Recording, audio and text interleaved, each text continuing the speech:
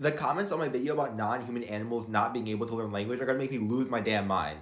The thesis of that video, which I made very clear, was that just because non-human animals can communicate doesn't mean that they're capable of language, because you can communicate without using language. And all the comments are like, well, what about this animal that can communicate? Therefore, it has language. No, that's not how it works! Some of that's on me because in that video I glossed over a lot of the differences between non-human animal communication and human language, so I want to take this time to explain in a lot more detail why the vast majority of non-human animal communication is not language. The first genre of comment I got was about primates, arguing that their use of gestures to communicate is a type of sign language. No, it's not. The best and most famous example of this is Nim Chimpsky, a chimp that some researchers tried to teach ASL back in the 70s. I have a much longer video about Nim Chimpsky, but the general gist is that while he was able to learn and use certain ASL signs, his utterances in ASL didn't follow any sort of grammatical structure, especially not ASL's. And what's more, that he would only use these signs when he knew it would result in an immediate reward, usually food, which means he wasn't actually learning language, he was just being conditioned into using it. All of that is also true of Coco, another non-human primate that allegedly learned ASL. No, it didn't. I also saw a lot of comments saying, well, what if non-human communication is discrete and displays displacement? Since I said discreteness and displacement are the two things necessary for language that most non-human communication does not have. But I was very clear in that video that I wasn't saying that all non-human animals don't have language, just that there's no evidence to suggest that they do. Saying, well, we could be wrong isn't evidence of anything.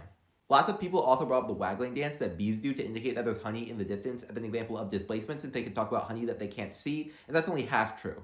There's two axes of displacement. There's spatial displacement, which is what the bees are displaying, and temporal displacement, the ability to talk about events in the past or future or hypothetical scenarios. Bees can't do that, as far as we're aware. Lots of people also brought up those dogs that can communicate via pads on the ground, like Bunny the dog, but that's a very similar case to Nim Chimpsky. These utterances don't have any sort of consistent grammar, and it always elicits rewards, which means they're being conditioned. People also brought up ravens a lot, which is how I know you didn't watch the whole video, because at the end, I said that songbirds are a possible exception. Ravens are songbirds. I mentioned ravens in the video. Pretty much every other counterexample brought up in the comments was someone conflating communication with language. So I want to make this very, very clear. Being able to communicate did not equal being able to use language. You can communicate without using language, which is what we think the vast majority of non-human animals are doing. Just as me showing you this image communicates an idea without me using language, lots of non-human animals can communicate ideas without using language. The complexity of the idea being communicated does not matter. That's not what we're looking for when we make the distinction between communication and language. We're looking for things like discreteness, displacement, the ability to express novel concepts, and a consistent grammatical structure. There's just not a lot of evidence to suggest that non-human animals possess all of these things in their communication. And again, I'd like to reemphasize that this linguistic ability is best thought of as a spectrum.